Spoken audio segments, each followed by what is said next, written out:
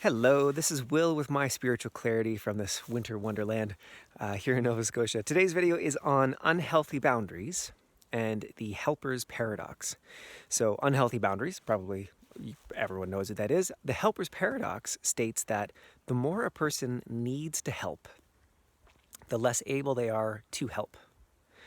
And I've been developing that work or that concept for the last 5 years, and it's very powerful for healers and coaches and therapists who have not yet come to a full practice, or they do have a full practice but they want to scale and they're having a hard time because they're doing too much people pleasing, they're overgiving, they've got bad boundaries, mushy boundaries, unclear contracts, or they just feel that they can't scale, they don't want to scale because they might leave people behind. They might leave people out that really need their work and need their help. So the helper's paradox holds back every healer that I've ever worked with to some degree. We're all stuck in it, whether that's to a greater degree or a lesser degree.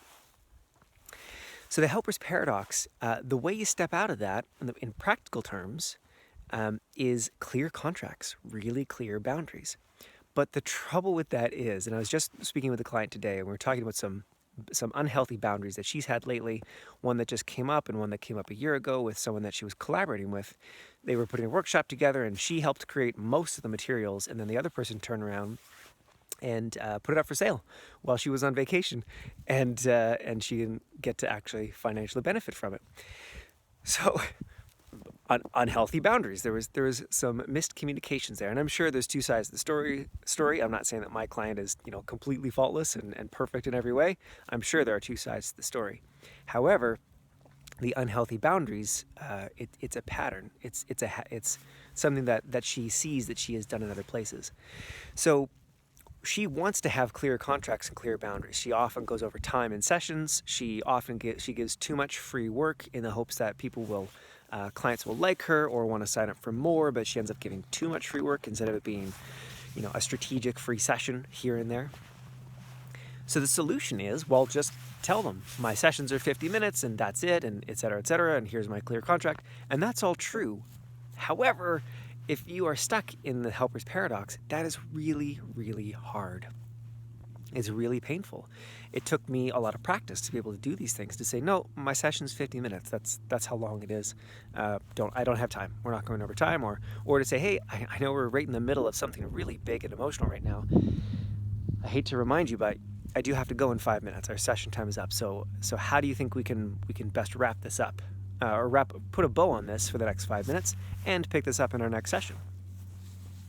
And those are difficult things to communicate. I'm not saying it's easy, but it is necessary if you want to have a healthy and a full healing practice. So unhealthy boundaries, the solution is clear contracts, but the deeper solution is the energy healing work that may be required so that it's not so hard. So what is the energy healing work? Well, it's identifying the specific limiting beliefs that you have that are making it so hard. So for this client today, for her it was all about safety, that she was doing basically people pleasing in order to stay safe. She had a lot of experiences earlier in life where if she didn't please the people around her, she wasn't safe. And for her, it was literally physically unsafe. Now, not all my clients have a history of a lack of actual physical safety. For many clients, it can feel just as real, but call it emotional or spiritual, it's energetic.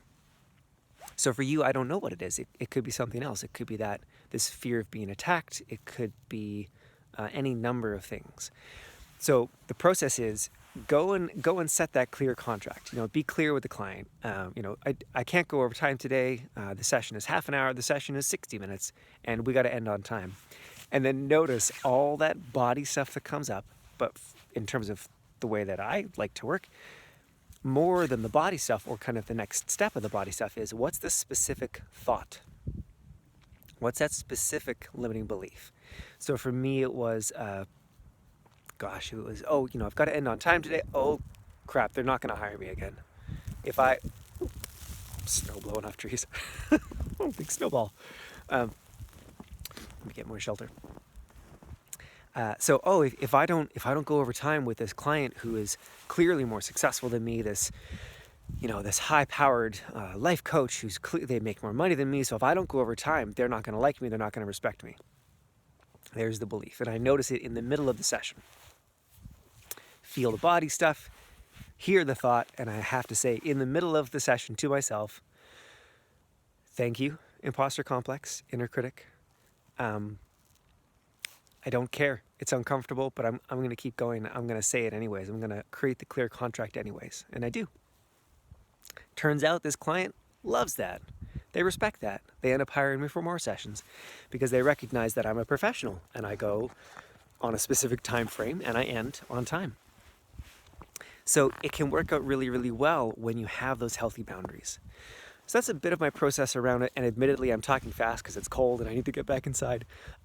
But let me know how this resonates. You know, this approach to unhealthy boundaries, that it's actually about the helper's paradox and that need to help. Let me know in the comments below and be sure to subscribe and like if you do. And I'll see you on the next video. See ya.